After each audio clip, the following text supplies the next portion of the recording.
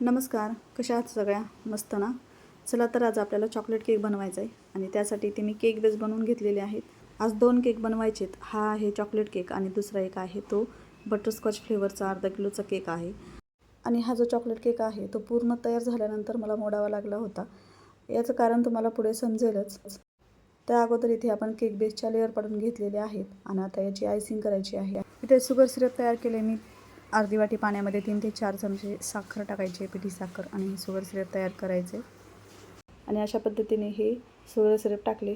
त्यामध्ये तुम्ही इसेन्सचा सुद्धा वापर करू शकता फ्लेवरसाठी, पण मी ते नाही केला कारण की मी खूप सारं चॉकलेट ह्या क्रीममध्ये टाकलेलं आहे, त्यामुळे मी इसेन्सचा वापर केला नाही. आता तशाच पद्धतीने आपल्याला दुसरी लेअर ठेवून घ्यायची. नंतर शुगर सिरप, व्हिपिंग क्रीम आणि त्यानंतर आपल्याला तिसरीसुद्धा लेअर तशाच पद्धतीने ठेवून घ्यायची. मी 2 पद्धतीचे चॉकलेट केक बनवते. हा जो आहे तो नॉर्मल सगळेच सांगतात चॉकलेट केक, पण दुसरा एक आहे तो चॉकलेट ट्रफल केक आहे. त्यामध्ये फक्त चॉकलेट यूज केलं जातं आणि व्हिपिंग क्रीमचा वापर अजिबात केलेला नसतो.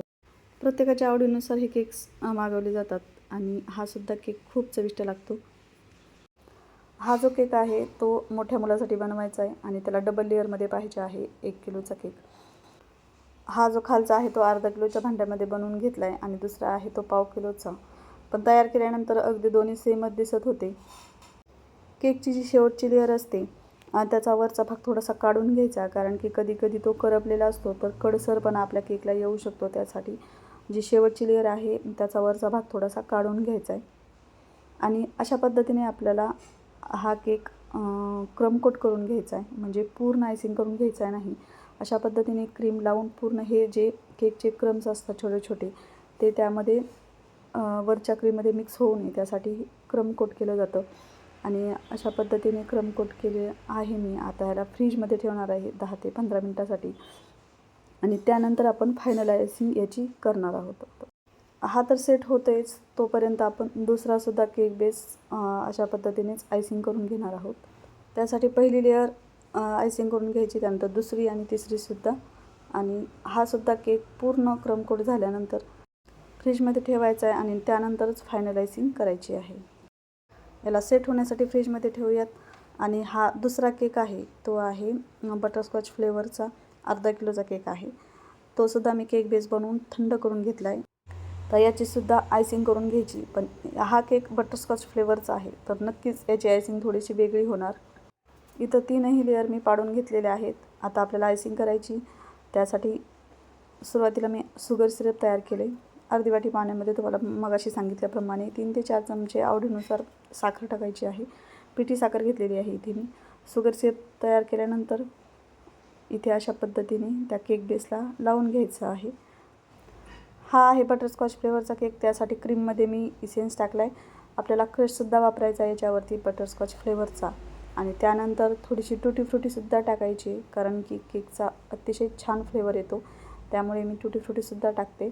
आणि अशाच पद्धतीने पूर्ण केक आपल्याला आयसिंग करून घ्यायचा आहे हा बटरस्कॉच फ्लेवरचा. हा सुद्धा क्रम कोटच करायचा आहे आणि नंतर आपल्याला फायनल आयसिंग करायची. त्या अगोदर ते जे 2 केक ठेवलेले आहेत आपण बनवून त्याची फायनल आयसिंग करणार आहोत. आता हा सुद्धा फ्रीजमध्ये ठेवायचा आहे आपल्याला. आता आपण हा चॉकलेट केक घेतला आहे जो आपण बनवून ठेवला होता. आता फायनल आयसिंग करूयात. तुम्ही पाहू शकता फायनल आयसिंग केल्यानंतर अशा पद्धतीने फिनिशिंग अगदी छान येते आणि केक्स खूप सुंदर दिसतात. हा जो केक बनवला होता तो मुलाचा असल्यामुळे डिझाईन अगदी साधे सिंपल करायला सांगितलेली. कोणत्याही प्रकारची फुलं वगैरे नाही आणि अगदी व्हाईट पूर्ण केक करायला सांगितलं आहे. त्यामुळे मी जास्त डिझाईन केली नव्हती या केकची. पण पूर्ण केक दोन्हीही केक बेस बनवून तयार झाले. आणि आता हा केक यावरती ठेवून घ्यायचा आहे आपल्याला. पण दोन्हीही सारखे दिसत होते. डबल लेअरचा म्हटलं की जरा खालचा मोठा आणि वरचा छोटासा असला का केक अगदी छान दिसतो. हा केक मी बनवत होती पण मला असं समाधान वाटत नव्हतं, कारण की केक हा सारखाच दिसायला लागला. एवढ्या मेहनतीने केलेला केक पण समाधान वाटत नव्हतं, त्यामुळे मी हा केक अक्षरशः मोडून टाकला होता.